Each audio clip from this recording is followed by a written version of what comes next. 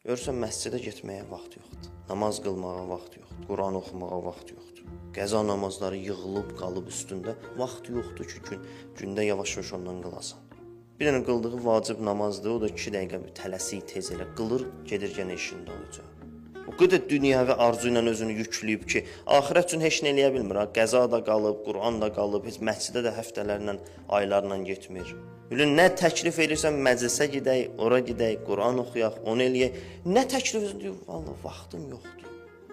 Sən nə vaxt axirət üçün vaxt ayıracaqsan? Nə vaxt Allah üçün yaşayacaqsan? Dünyada arzularımız o qədərdir ki, ibadətə də gələndə bizi tələsdirir. Tez-tez qıl, tez. 4 rükət namaz qılacaqsan, onda elə tez-tez qıl. Niyə? İş güc tökülüb qalıb. Bu iş güc onsuz tökülüb qalıb.